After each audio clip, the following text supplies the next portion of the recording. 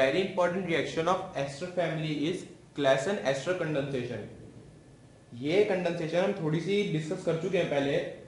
Broad view में हमने इसको डिस्कस करा था। उसमें हमने क्या देखा था, किस टाइम पे डिस्कस करा था, एल्डिहाइड कीटोन में हम एल्डोल कंडेंसेशन देखते थे कि हमने कहा था कि उससे थोड़ा सा डिफरेंट होता है इसका मैकेनिज्म। उस टाइम पे हमने क्या कहा था कि जैसे अगर हमारे पास मान लो ये एस्टर है CH3COOCH3, ये सिंपल सा एस्टर है, तो मैकेनिज्म स्टार्ट कैसे होगा, इसके लिए हम यूज क्या करते हैं, जो हमारे पास क्या कहते हैं इसके लिए रिएजेंट यूज करेंगे, that would be R ethoxide ETONA।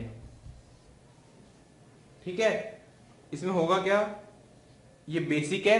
यहाँ पे इथॉक्साइड, तो इसके लिए जो स्टार्टिंग करते थे हमने हमारे एल्डोल कंडेंसेशन में क्या करते थे कि एसिडिक प्रोटोन को एक्सट्रैक्ट करते थे। यहाँ पे एसिडिक प्रोटोन कौन सा है, ये वाला, क्यों, क्योंकि यहाँ पे प्लस चार्ज है,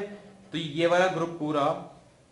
ये इलेक्ट्रॉन्स विड्रॉ करेगा, तो यहाँ पे पॉजिटिव चार्ज क्रिएट हो जाएगा, तो प्रोटोन की टेंडेंसी होगी कि वो एसिडिक रहे, तो इस वजह से यहाँ से प्रोटोन सेपरेट आउट हो जाएगा, बचेगा क्या CH2 माइनस COOCH3। यहां से हमारे पास इनोलेट टाइप आयन बन गया, इनोलेट टाइप, मतलब अगर इसको उसकी एनालॉजी में देखें जो हमारे पास एल्डोल कंडेंसेशन थी, तो वहां पे इनोलेट आयन इस टाइप से बनता था, और ये स्टेबल भी है because negative charges in conjugation with this double bond. Now अब दूसरा हम मॉलिक्यूल लेते थे CH3COOCH3,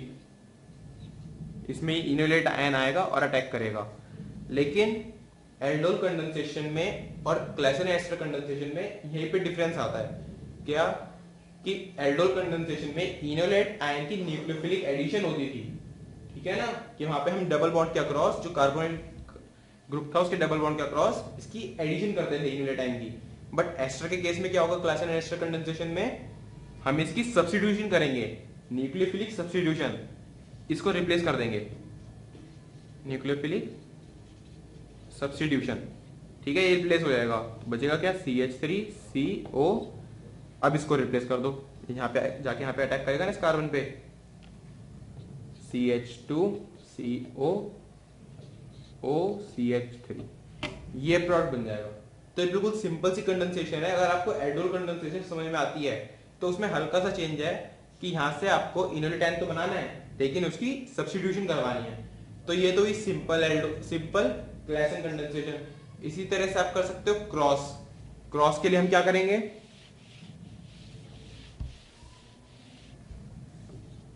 PHCOOCH3, सपोज मेरे पास एक जो एस्टर है वो ये है, प्लस CH3COOCH3, दूसरा एस्टर मेरे पास ये है, इन दोनों एस्टर के कॉम्बिनेशन से I have to form condensation product. उसके लिए क्या करते हैं, पहले इनोलेट आयन बनाना है, इनोलेट आयन यहां से तो बनने से रहा, वाई, यहाँ पे कोई अल्फा कार्बन नहीं है, यहाँ पे हमें अल्फा कार्बन रिमूव करना था ना, तो अल्फा कार्बन तो यहाँ पे है नहीं, सिर्फ इसमें पोजीशन इसमें है प्रेजेंट, तो यहाँ से इनोलेट आयन बनाएंगे और उसकी सब्स्टिट्यूशन इसमें करवाएंगे, तो यहाँ से इनोलेट आयन तो ये वाला बन जाएगा और इसमें सब्स्टिट्यूशन कराएंगे तो मतलब ये हट जाएगा, तो क्या बचेगा PHCOCH2, ये रिप्लेस हो जाएगा ना COOCH3, ये प्रोडक्ट बन जाएगा इसमें, ठीक है। तो अब कंडेंसेशन आपको समझ में आनी चाहिए कि हम माइंड में ही सिर्फ इसका मैकेनिज्म सोचें और सीधा प्रोडक्ट बनाएं। हो सकता है कहीं कहीं हमें मैकेनिज्म के एक स्टेप से गो थ्रू होना पड़े, बट यहाँ पे बिल्कुल सिंपल से प्रोडक्ट्स हैं, so that's why we have to form directly the product without very much concentrating on the mechanism. लेकिन मैकेनिज्म बैक सीट में है यहाँ पे, कि यहाँ पे जैसे इससे आप इनोलेट आयन नहीं बना सकते, वो हमें कैसे पता चला, वो मैकेनिज्म से पता चला, क्योंकि मैकेनिज्म से हमें पता है कि सिर्फ अल्फा कार्बन वाला जो हाइड्रोजन है, मतलब अल्फा हाइड्रोजन, वो हटेगा तभी इनोलेट आयन बनाएगा।